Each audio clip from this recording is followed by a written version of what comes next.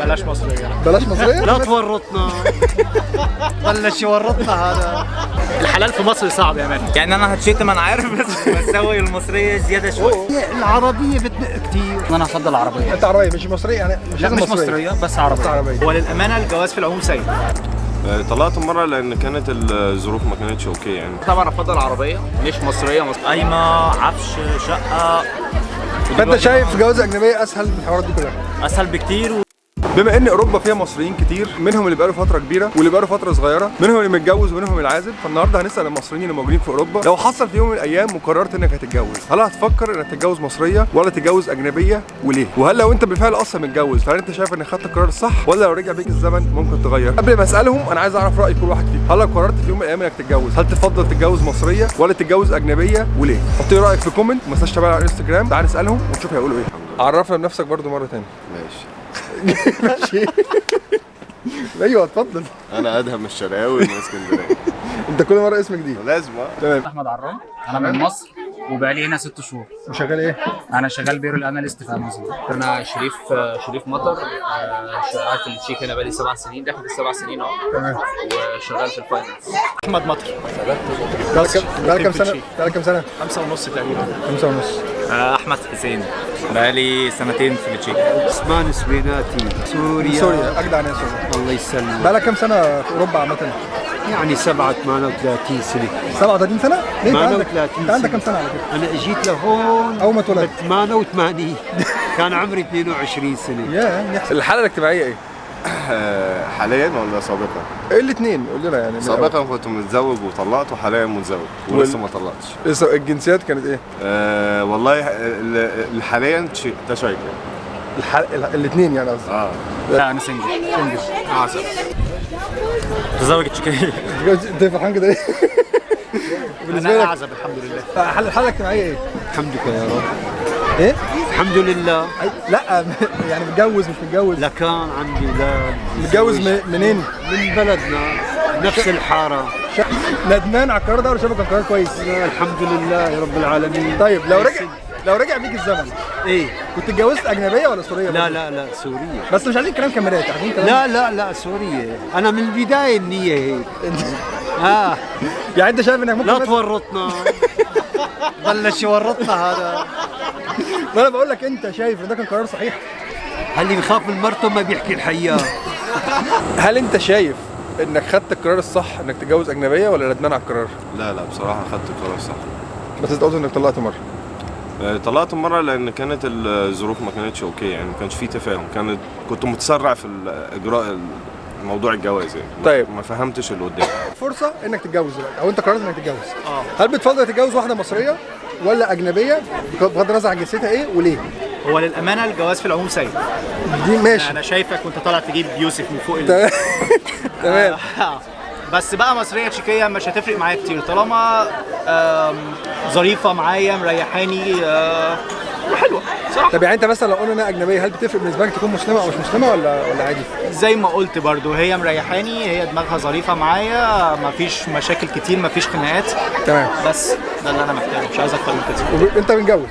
انا متجوز. طيب لو فرضنا انك مش متجوز دلوقتي اوكي. وكنت برضه نفس الكلام بتفكر انك تتجوز، كنت هتختار تتجوز اجنبيه برضه ولا مصريه وليه؟ لا كنت هختار اتجوز اجنبيه تاني. زي يعني نفس الحوار. طب ليه بقى؟ مفيش يعني حاجه ليه؟ صغيره عشان التعقيدات اللي في مصر مش اكتر. يعني التعقيدات اللي في مصر كتير قوي. انت بتتكلم كعقل البنات مثلا في مصر ولا تعقيدات الجواز نفسها؟ الاثنين لان برضو البنت في مصر متحكمه باهلها زياده عن اللزوم، اللي هو ممكن يبقى مثلا في توافق بيننا ومثلا واللي هتجوزها، تمام، بس اهلها ممكن تبقى ماشيه وراها، بمعنى اللي هو قايمه عفش شقه. فانت شايف جواز اجنبيه اسهل من الحوارات دي كلها؟ اسهل بكتير، والعقليه تقريبا واحده يعني بيننا وبينهم شويه بالنسبه للرجاله. ممكن اقول حاجة؟ تمام. انا غيرت رأيي، انا بلاش مصرية. بلاش مصريه؟ ده على ضمانتك؟ لا مش على ضمانتي، انا ما اضمنش حد. يعني انت اعتقد ان انا هفكر اتجوز عربيه. عربيه ان جنرال. تمام. يعني ليه؟ ان جنرال عربيه. ليه؟ العادات والتقاليد هيبقى في هنبقى متفاهمين.